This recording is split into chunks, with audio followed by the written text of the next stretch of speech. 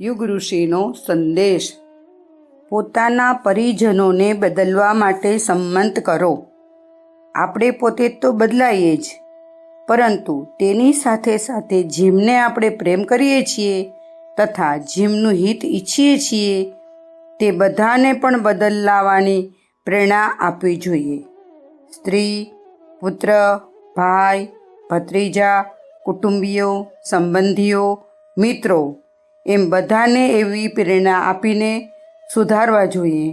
આ કર્તવ્યનું આજે આપણે ખૂબ તત્પરતાથી પાલન કરવું જોઈએ, કારણ કે મહાકાળની દંડ વ્યવસ્થા આડેધડ નહીં પરંતુ સપ્રયોજન છે।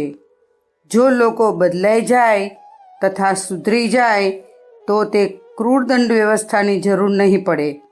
જો આપણે બદલાઈ જઈશું તો ભવિષ્યમાં આવનારી આપત્તિઓ ટળી જશે અથવા તો ઓછી થઈ જશે।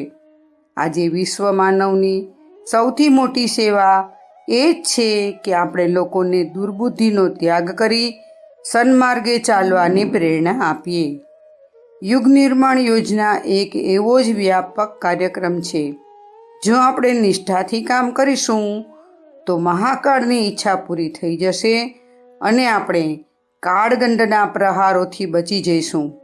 આ માટે યુગ નિર્માણ યોજનાના કાર્યક્રમો દ્વારા આપણે લોકમાનસમાં ઈચ્છિત પરિવર્તન લાવવું પડશે। આ જ આ યુગનો સૌથી મોટો પુરુષાર્થ છે।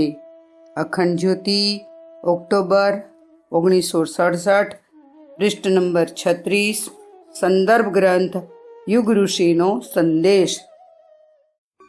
શાંતિકુંજ વિડિયો ગુજરાતી યુટ્યુબ ચેનલને સબસ્ક્રાઈબ કરો તથા બાકીના વિડિયોઝનો લાભ લેવા માટે બેલ આઇકન જરૂર દબાવો।